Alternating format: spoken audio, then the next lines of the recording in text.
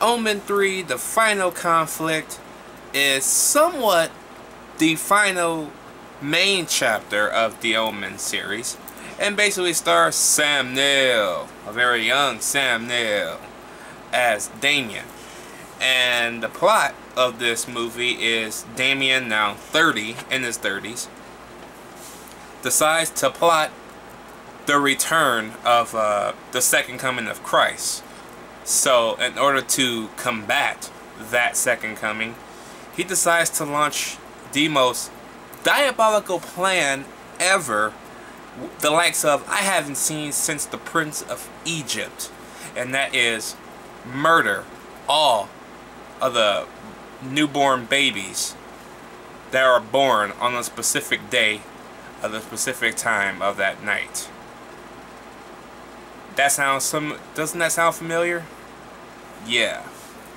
So they kind of took a story that was in one of the main things and made it into a diabolical plot in this movie, which I don't like, but I understand what they were trying to do.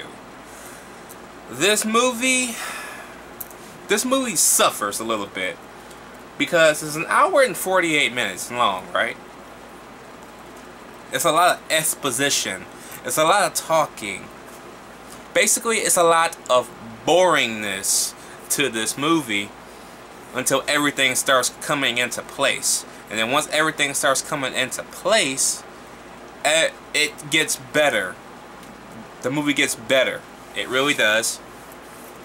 And the main strong point of this movie is the acting. Because Sam Neill, let's face it, Sam Neill's well, he was young at the time, so he was kind of a youngster, but nowadays he's like the veteran actor of Hollywood, so he actually did pretty good. I actually like Sam Neill a lot. So seeing him again as a villain, if you will, is interesting and kind of creepy and kind of weird, because I always seen Sam Neill as a good guy. The only other movie I actually saw Sam Neill play a bad guy was in the comedy Memoirs of the Invisible Man with Chevy Chase. That was the only other movie I ever seen him play a bad guy in. So seeing him do it in his early years is very weird, because he almost looks like he's pure evil in this movie. Especially by the way he has his hair, the way he has that weird cynical look on his face. It's weird. It's very weird. But kind of cool.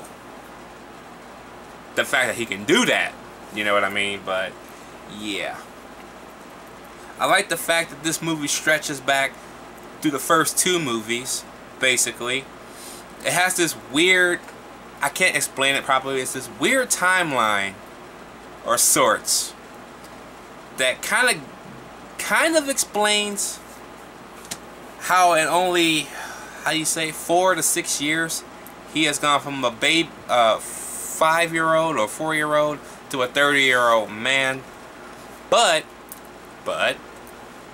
they don't really make light of how many years went by. Only in the second movie do they make light of how many years actually went by in that movie. But it's a hard thing to explain. You really have to do your homework on the Omen series to figure out what I'm talking about. But it's all there. It is written, as I should say, since these movies are religious in some sort of form. But I really enjoyed the ending of this movie. Because if you've seen the movie, you know what I'm talking about. If not, then you should watch the ending to this movie, because that is what it's all about, and that is awesome. Very, very awesome.